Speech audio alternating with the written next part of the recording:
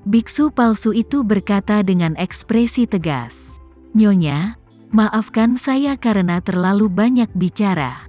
Meskipun Tuan Muda memiliki kehidupan yang bermasalah dan banyak pengalaman yang tidak memuaskan dalam 20 tahun terakhir. Dia berpandangan jauh ke depan dan menyusun strategi sepanjang hidupnya. Keputusannya harus dipertimbangkan dengan cermat.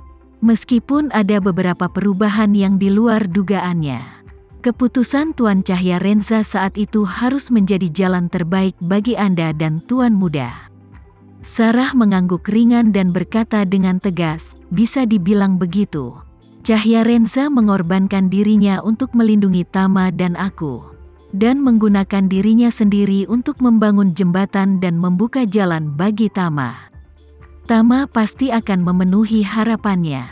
Setelah mengatakan itu, dia melihat keluar jendela dengan bingung. Selama 20 tahun terakhir, semua kejadian sebelumnya terlintas di benaknya seperti tayangan slide. Saat ini, pesawat sudah meluncur menuju hanggar tertutup di sebelah stand terpencil Bandara Surabaya. Saat pesawat hanya berjarak 100 meter dari hanggar, pintu hanggar perlahan terbuka ke sisi kiri dan kanan. Saat ini, ada 3 jet pribadi dengan model yang sama yang diparkir di hanggar, serta beberapa Hongqi H9 yang tidak mencolok.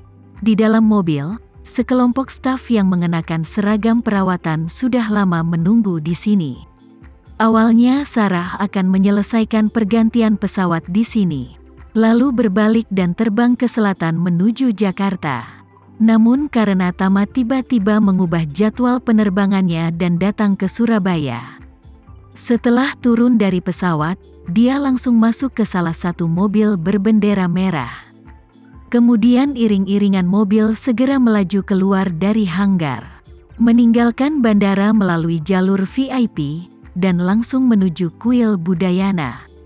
Kuil Budayana memiliki sejarah panjang dan merupakan kuil paling populer. Dan Sarah memiliki halaman eksklusif di sini.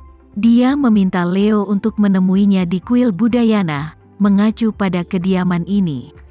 Orang dahulu mengatakan bahwa orang kecil bersembunyi di alam liar dan orang besar bersembunyi di kota.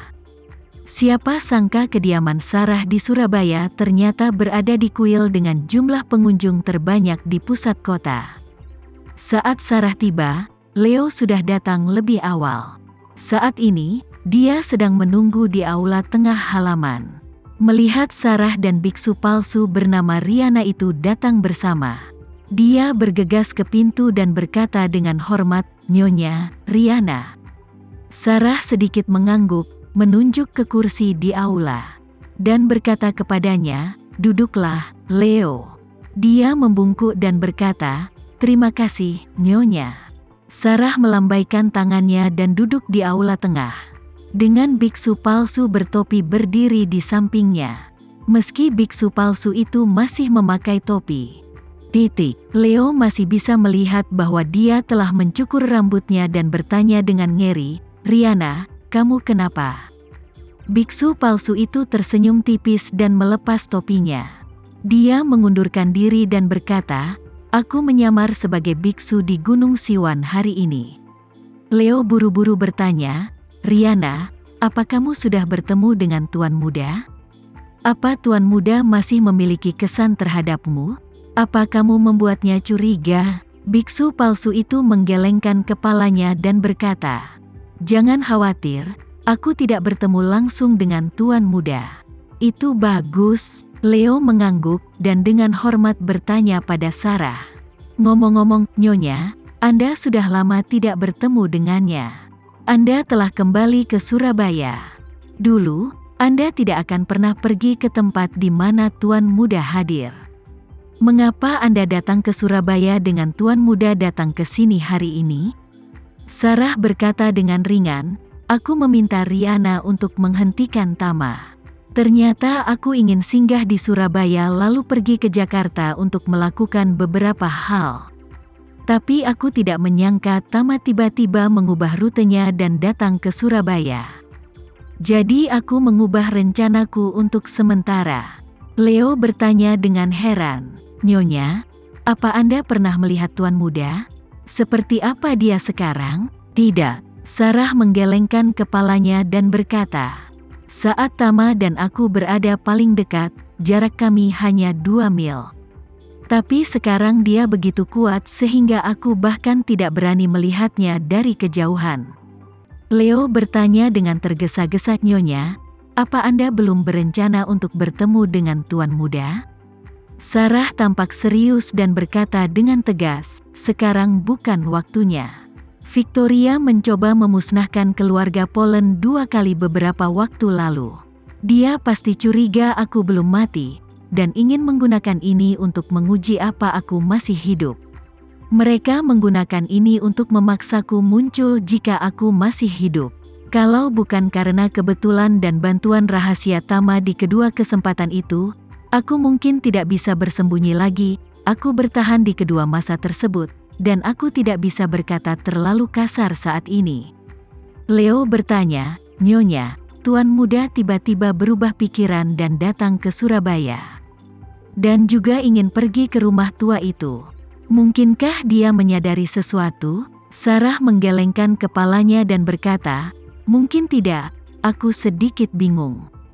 Jadi aku ingin datang ke Surabaya dan pergi ke rumah lamaku untuk mencari bimbingan. Leo bertanya, Nyonya, apa rencana Anda untuk tinggal di Surabaya kali ini? Sarah berkata, aku tidak punya rencana, hanya saja aku punya sesuatu untukmu. Sebelum Tama tiba di Surabaya, bantu aku mengembalikannya ke rumah tua keluarga Renza. Aku akan pergi ke Jakarta besok pagi. Saat dia mengatakan itu, Sarah sedikit mengangguk kepada biksu palsu itu.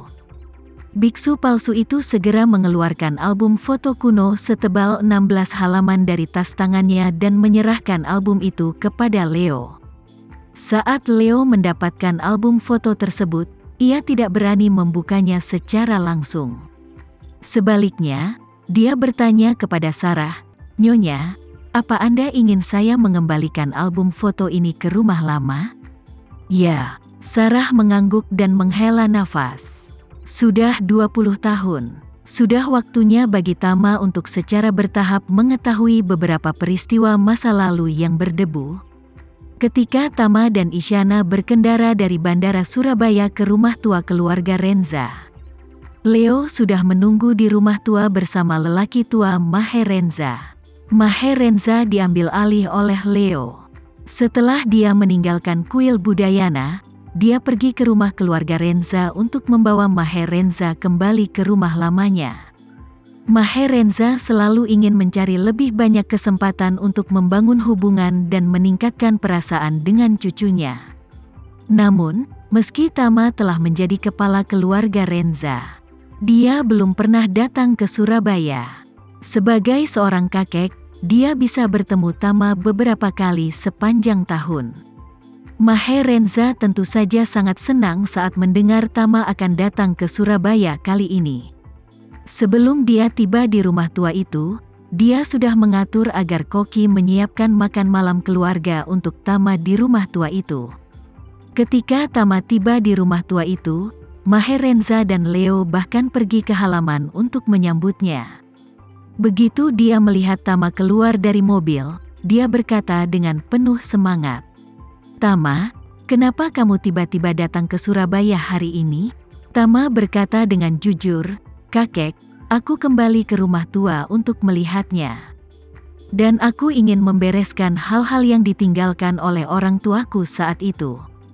Maher Renza mengangguk berulang kali dan berkata tanpa berpikir, belum ada yang menyentuh kamar orang tuamu, masih sama seperti dulu. Saat ini, pintu penumpang terbuka. Dan wajah seorang wanita yang tampak tidak lebih dari 17 atau 18 tahun gadis cantik klasik keluar dari mobil. Isyana memandang Maher Renza, dan berkata dengan hormat, Halo, kakek, nama saya Agnes. Melihat Isyana, Maher Renza tampak terkejut. Dia benar-benar tidak menyangka Tama akan membawa seorang gadis ke rumahnya kali ini. Apalagi gadis ini bukanlah istri Tama maupun Gemma. Yang membuatnya semakin tidak terduga adalah gadis ini masih sangat muda. Bagaimanapun, Tama berusia 28 atau 9 tahun, hampir 30 tahun. Gadis ini tampak berusia sekitar 16 atau 17 tahun. Perbedaan usianya memang agak besar. Yang lebih membingungkannya adalah identitas gadis ini. Lagi pula, sebagai kakek Tama, dia tahu betul bahwa Tama memiliki banyak wanita kepercayaan di sekitarnya. Tapi Isyana adalah orang pertama yang dibawa ke rumah tua itu oleh Tama.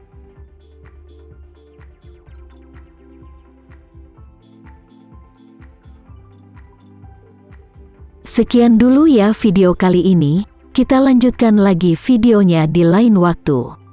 Oh iya, bagaimana menurut kalian? Semoga bisa sedikit menghibur kalian semua. Untuk teman-teman yang baru nonton, jangan lupa subscribe ya, hehehe. Dan kalau teman-teman ada yang ingin gabung langganan, bisa langsung gabung saja untuk dapat fitur yang menarik dan sedikit membantu Mimin.